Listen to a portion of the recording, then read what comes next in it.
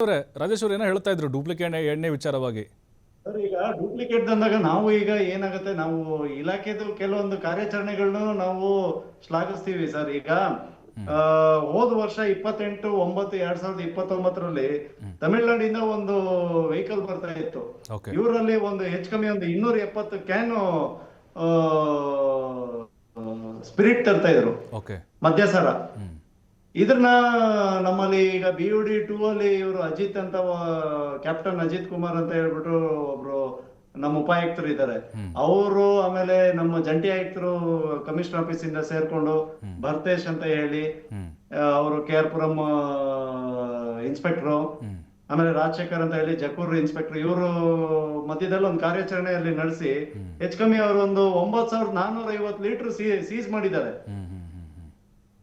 So ಇಂಥವು market ಒಳಗಡೆ ಏನಾದ್ರು ಬಂದ್ಬಿಟ್ರೆ ನಮ್ಮ business full ಬಿದ್ದೋಗುತ್ತಲ್ವಾ sir. Correct.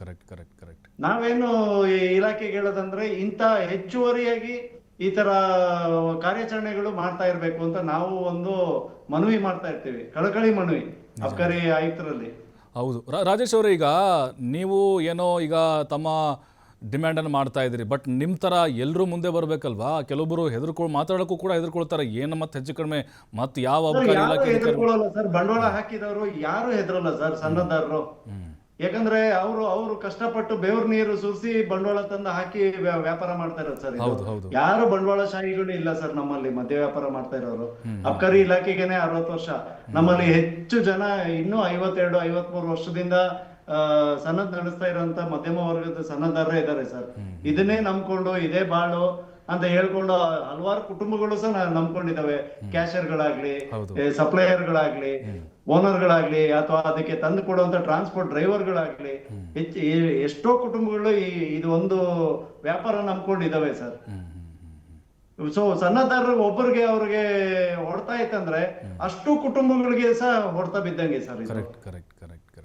But ಇನ್ನೊಂದು, ಈಗ ಹೊಸ ವರ್ಷ ಅಂತಂದರೆ ಒಂದು ವರ್ಷದ ಆದಾಯ ಒಂದೇ ದಿನದಲ್ಲಿ ಬರುತ್ತೆ ಅನ್ನುವಂಥ ಅಭಿಪ್ರಾಯಗಳು ಇದಾವೆ ಸರ್. ಸಹಜವಾಗಿಯೇ ಸಿಕ್ಕಾಪಟ್ಟೆ ಲಾಭ ಬಂದು ಅದು 100% ಸುಳ್ಳು ಸರ್.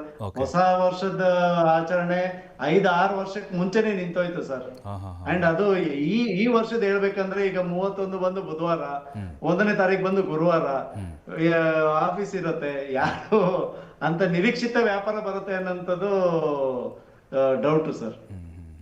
ಅಂದ್ರೆ ಈಗ ಸರ್ಕಾರ ಹೇಳ್ತಾ ಇದೆ ನಿಮಗೆ ಟಾರ್ಗೆಟ್ ರೀಚ್ ಆಗಲೇಬೇಕು ಅಂತ. ಅಂದರೆ ಟಾರ್ಗೆಟನ್ನು ಸರ್ಕಾರ ನಿಗದಿಪಡಿಸಿರುವಂಥ ಟಾರ್ಗೆಟ್ ನಮಗೆ ರೀಚ್ ಮಾಡೋಕ್ಕಾಗಲ್ಲಪ್ಪ, ಇದೇ ರೀತಿಯಾಗಿ ಖಂಡಿತವಾಗಿ ಹಿಂಗೆ ಹೇಳ್ತೀರಾ? ಸರ್ಕಾರಕ್ಕೆ ಉತ್ತರ ಕೊಡ್ತೀರಾ ಹೆಂಗೀಗ? ಸರ್ ಸರ್ಕಾರಕ್ಕೆ ಅವರು ಈಗ ಒಂದೊಂದ್ಸಾರಿ ಸರ್ವೆ ಮಾಡಿ ನೋಡ್ತಾ ಇದ್ದಾರೆ ಸರ್. ಈಗ ಪ್ರತಿ ಅಂಗಡಿಗಳಿಗೂ ವಿಸಿಟ್ ಮಾಡ್ತಾ ಇದ್ದಾರೆ. ಪ್ರತಿ ಅಬಕಾರಿ ಇನ್ಸ್ಪೆಕ್ಟರ್ಗಳಾಗ್ಲಿ, ಸಬ್ ಇನ್ಸ್ಪೆಕ್ಟರ್ಗಳಾಗ್ಲಿ, ಡೆಪ್ಟಿಗಳಾಗ್ಲಿ, DC-ಗಳಾಗ್ಲಿ, ಖುದ್ದಾಗಿ ಇವನ್ ಬೆಂಗಳೂರು DC-ನೂ ಮೊನ್ನೆ ಒಂದು CL7 ಹೋಗಿ ಅವರೇ ಖುದ್ದಾಗಿ ಚೆಕ್ ಮಾಡ್ಕೊಂಡು ಬಂದಿದ್ದಾರೆ ಸರ್. ಸೊ ಹಾಗಾಗಿ ವಾಸ್ತವಾಂಶ ಅವ್ರಿಗೆ ಗೊತ್ತಾಗ್ತಾ ಇದೆ.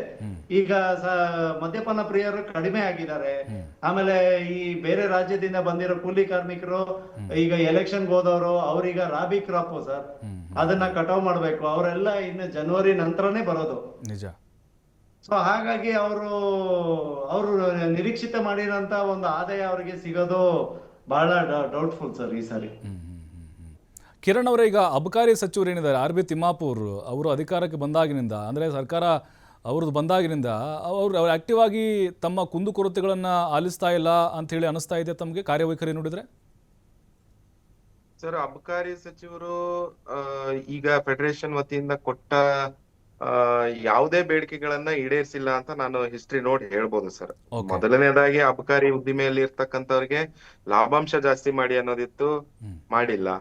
ಅದು ಬಿಟ್ರೆ ಕೆಲವೊಂದಿಷ್ಟು ಬದಲಾವಣೆಗಳನ್ನ ತಂದಿದ್ದಾರೆ. ಈಗ ಇದ್ರಲ್ಲಿ CL7 ಆಯ್ತು, ಅಥವಾ CL7 ಅಲ್ಲ, ರಿನಿವಲ್ ಆಯ್ತು. Renewal of the licence inspector, deputy superintendent, DC ಹೋಗ್ತಿತ್ತು. ಈಗ ಡೈರೆಕ್ಟ್ DC ಲಾಗಿನ್ಗೆನೆ ಅಪ್ಲಿಕೆಂಟ್ ಅಂಡ್ DC ಲಾಗಿನ್ಗೆನೆ ಹೋಗಿ ಅಲ್ಲಿಂದ ಅಪ್ರೂವ್ ಆಗಿ ಅಥವಾ ರಿನ್ಯೂವಲ್ ಆಗಿ ಬರೋ ಒಂದು ವ್ಯವಸ್ಥೆ ಮಾಡಿದ್ದಾರೆ.